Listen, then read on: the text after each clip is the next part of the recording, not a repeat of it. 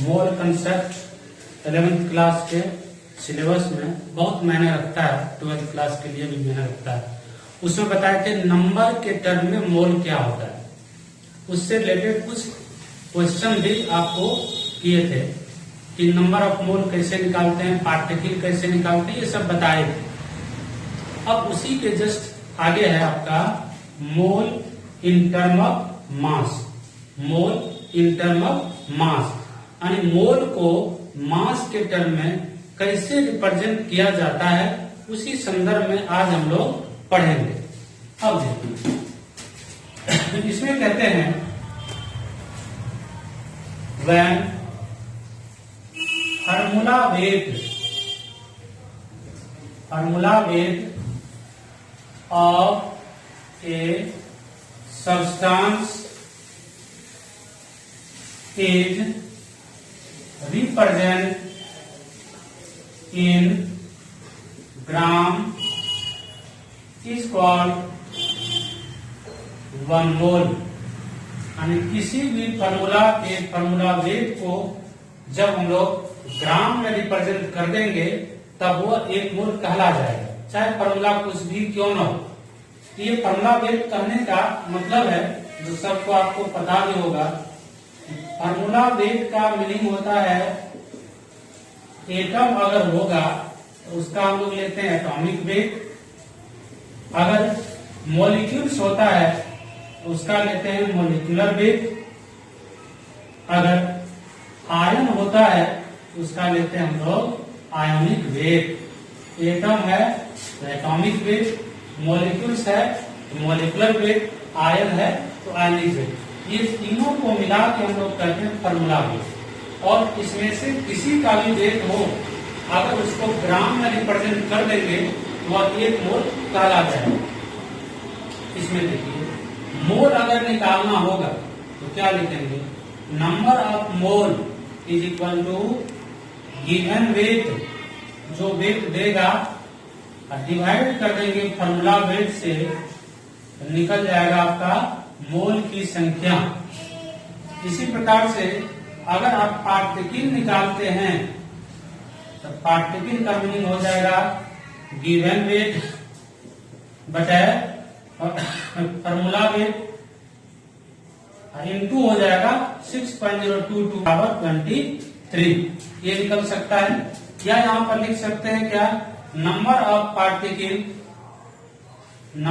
Particle is equal to number of mole into Avogadro's number. ये करेंगे तो आपका पार्टिकल की संख्या निकल जाएगा। और जैसा कि मैंने पिछले क्लास में भी आपको ये बताए थे कि पार्टिकल का मीनिंग है एटम, मॉलिक्यूल या आयन, यानी तीनों के लिए फॉर्मूला वैलिड हो जाएगा। यानी एक बार पुनः आप देख सकते हैं, जैसे यहाँ पर 2 तरह के टर्म का यूज किए, फिर से लिखते हैं क्योंकि बार बार स्टूडेंट जो है इसको निग्लेक्ट कर देता है, भूल जाता है। यह है फार्मूला वेट और यहाँ पर लिखिए पार्टिकल। तो यहाँ पर हम लोग देखते हैं अगर एटम है तो एटम का फार्मूला वेट आपको अभी तुरंत बताया एटॉमिक वेट।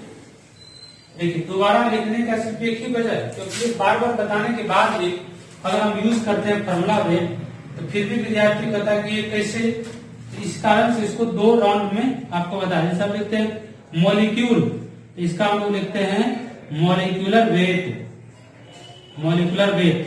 अगर लिखते हैं आयन तो आयन का क्या होगा, आयनिक वेट, है ना, आयनिक वेट। ठीक है, इसका क्या होता है आयन। अब कैसे समझेंगे तो देखते हैं, कोई भी सिंबल है जैसे Na हो, K हो, Fe हो, etc, कोई भी सिंबल होगा तो सब रिप्रेजेंट करेगा एटम को और इसके वेट को क्या देंगे एटॉमिक वेट। अगर मान लो इस तरह से हो, N2 हो या H2 हो या CO2 हो या CnCO3 हो, इस तरह का अगर कॉम्बिनेशन होता है तो उसको कहते हैं मॉलिक्यूल्स और उसके वेट को कहते हैं मॉलिक्यूलर वेट। अगर किसी पर प्लस हो, इस तरह से प्लस हो या माइनस हो, ये सब को कहते हैं हम लोग आयन, और आयन के वेट को कह देंगे हम लोग आयोनिक वेट। ये हो गया कुछ इंट्रोडक्शन। अब इसको हम लोग कैसे करें, जैसे डिफाइन किए हैं उसी के अकॉर्डिंग अगर हम लोग काम करें तो देखिए क्या कर सकते हैं। जैसे लिखते हैं यहाँ पर Na लिख दिया, तो Na का जो फॉर्मूला वेट है सबको पता होगा 23 है। Na का फॉर्मूला वेट क्या है 23।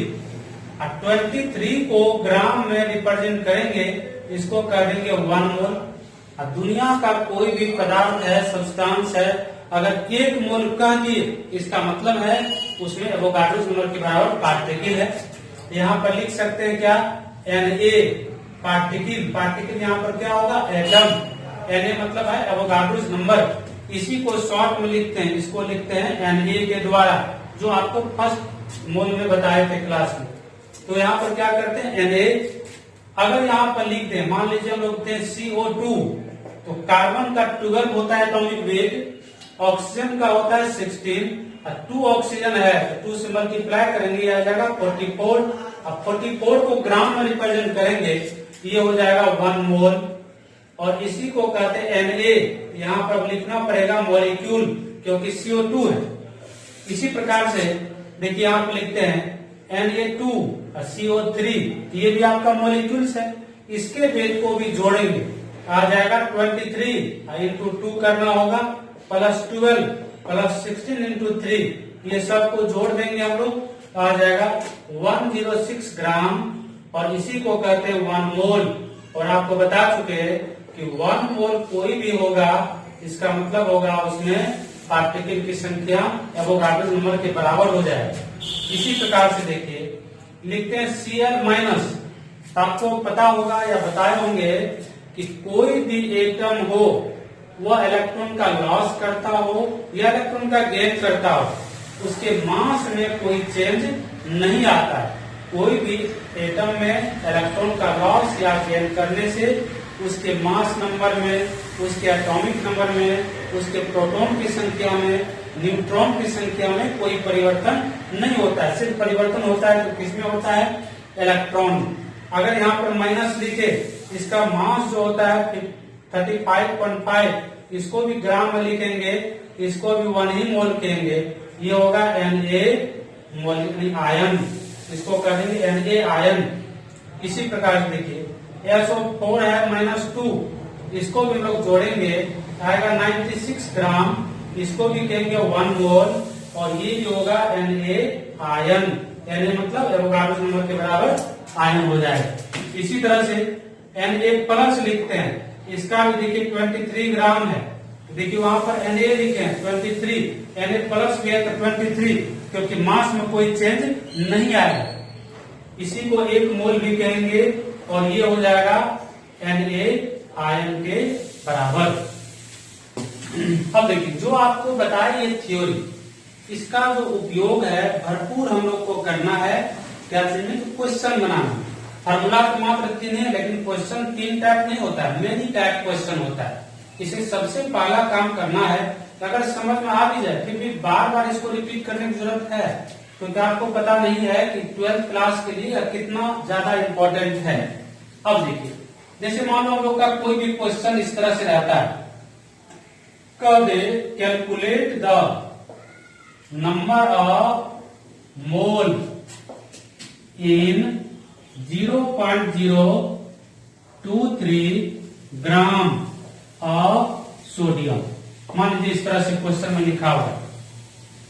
तो अब आपका क्वेश्चन में जो Na है, Na का एटॉमिक वेट दे भी सकता है, Na का एटॉमिक वेट नहीं भी दे सकता है ना।